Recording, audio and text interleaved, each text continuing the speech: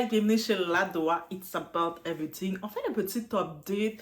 Vous savez, c'est les élections qui sont bien. Le mois d'octobre est en train de passer.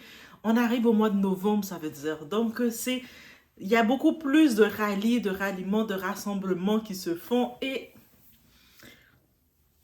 où est-ce que des fois, on a du côté Trump avec sa campagne et on a Kamala aussi, les deux adversaires. Et là maintenant, Kamala, elle recherche du monde pour se rejoindre à elle. Elle veut avoir le vote ethnie, elle veut avoir le vote des Noirs. Et les Noirs, qu'est-ce que vous faites? Pourquoi vous ne votez pas pour elle? Hein? Là, elle s'est dit, j'ai trouvé la solution. J'ai trouvé la solution pour les avoir, ces maudits. Elle, son plan, là, c'est pas de nous parler de un projet, de nous dire, voici les projets que j'ai pour vous. Il y a tel que je vais investir tel endroit dans aussi, créer des logements sociaux. Non, elle, c'est pas ça son plan. Elle, son plan, c'est de nous endormir parce que de toute façon, on n'a pas l'intellect de comprendre qu'elle nous endort. Et c'est comme ça qu'elle pense. Et on y va, on regarde qu'est-ce qu'elle a, c'est quoi son plan pour avoir nos votes. Et malheureusement, je sais qu'il y a beaucoup de fanatiques qui vont donner ce vote-là bien bête. On y va.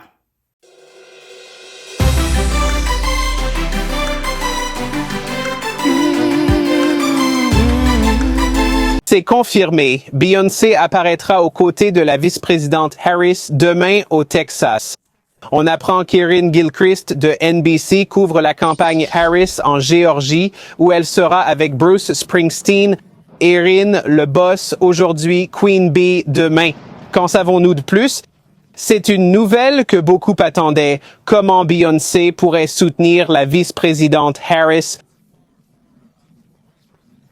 3 sources nous confirment que Beyoncé sera avec la vice-présidente Harris demain à Houston, Texas. La source indique que Beyoncé chantera lors de cet événement au Texas son état d'origine. C'est un sujet dont beaucoup parlent depuis un moment, depuis que Harris est devenue la tête de liste. Si et comment Beyoncé pourrait l'approuver? Jusqu'à présent, cela ne s'était pas produit directement. On sait que la vice-présidente utilise Freedom de Beyoncé lors de ses apparitions et dans ses vidéos de campagne depuis le début. Cette chanson de 2016 aux accents politiques est devenue l'hymne de la vice-présidente lors de ses déplacements à travers le pays. Apprendre que Beyoncé sera sur scène avec la vice-présidente Harris pourrait être un événement majeur. Beyoncé a un public immense qui transcende l'âge, le genre et la race. Son apparition aux côtés de Harris, suggérant un soutien, pourrait avoir un impact considérable.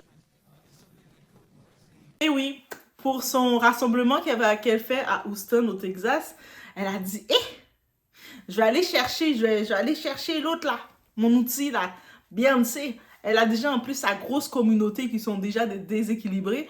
Fait que eux autres, c'est sûr qu'ils vont créer un événement.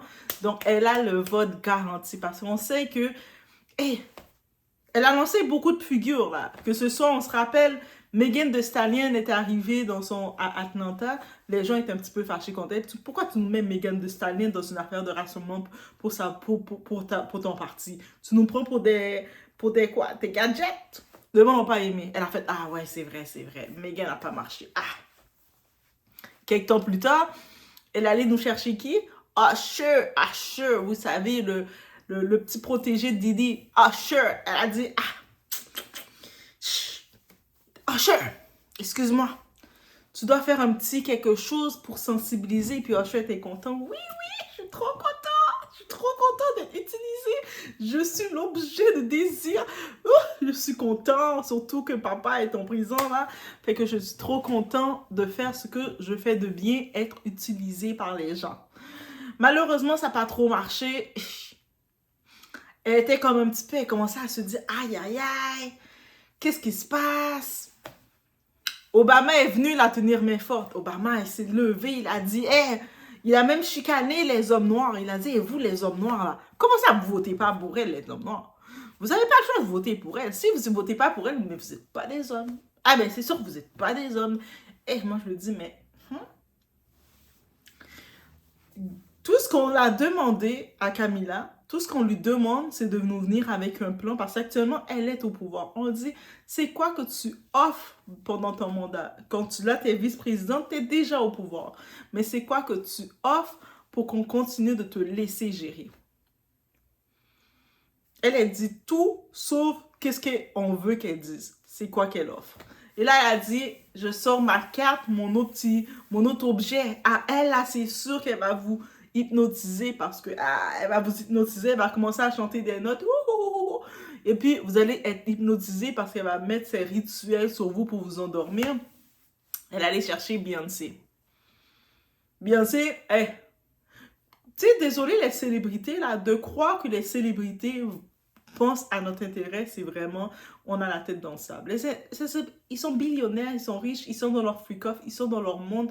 Pensez réellement qu'ils pensent à notre réalité, à nos intérêts. Eux autres, ils ont leur argent ils reçoivent leurs avantages pour leur propre bien à eux. Donc, il faut arrêter d'avoir des votes par affinité fanatiste, là, comme « Ah, c'est ça, je vais voter pour Beyoncé parce que moi, je l'aime trop. » Mais quand tu es en train de galérer, que tu vois le prix des logements, l'inflation, les crises qui augmentent, il n'y a pas de contrôle, que tu vois les taxes qui viennent que tu vois que la sécurité, le tout est coupé, les services sociaux sont coupés, que tu arrives, que tu envoies ton enfant à l'école et que tu vois qu'il n'y a les écoles publiques, le budget a été coupé partout, Il faut se poser des questions dans le système qu'on est. Dans le domaine même de la santé, c'est une autre histoire, c'est une catastrophe, ok? C'est même catastrophique. Donc là, maintenant, on y va sur ce. On a maintenant Beyoncé qui prépare son concert, son rituel. Certaines personnes parlent de rituel, mais on sait déjà. Mais bref, c'est ça. Et puis, encore une fois, dans sa campagne, Camila, elle va tout croche parce que depuis tout le temps qu'elle a fait sa campagne, elle n'a pas encore réellement parlé de plan. Oui, je sais, les gens, vous allez dire... En plus, j'aime ça entendre les gens quand ils vous disent « Ah, mais il faut voter démocrate parce qu'on n'a pas le choix, parce que l'autre parti, les républicains, ils n'aiment pas les Noirs, on doit voter démocrate. » Mais qu'est-ce qui vous dit que les démocrates nous aimaient plus les Noirs? Parce que des fois, il faut regarder, pas juste les choses pour regarder les choses, il faut regarder les actions actuellement qui sont mises et puis on regarde les conditions qu'on est maintenant et se dire est-ce qu'on est dans des bonnes conditions actuellement? Sommes-nous dans des bonnes conditions pour dire que oui, on va donner notre vote encore, voter juste par sensibilité? Voter quelqu'un qui fait des stéréotypes pour pouvoir s'identifier à nous. Qui doit créer des stéréotypes pour s'identifier à nous entre moi quand j'étais petite, je lavais mes vêtements dans la baignoire. Ok, qu'est-ce que tu veux dire par là? Ou de temps en temps, à chaque quartier qu'elle est, chaque coin, chaque secteur qu'elle est, elle change son action pour faire une petite action un petit peu ghetto pour dire « je vous comprends ». Elle arrive dans des rassemblements, quand elle sait que le quartier va être... il y aurait plus une population noire ou d'ethnie, elle va juste faire n'importe quoi, créer des illusions, des étincelles. Avec tout ce qui arrive, qui est exposé en 2024, comment on sait que les célébrités s'en fichent de nous? Tellement que les célébrités s'en fichent de nous, ils ont fini de faire leur désordre. Comme maintenant, ils ont peur pour eux autres, pour leur image. Ils prévoient tout avec leurs millions ou billions, aller aménager ailleurs. Ah!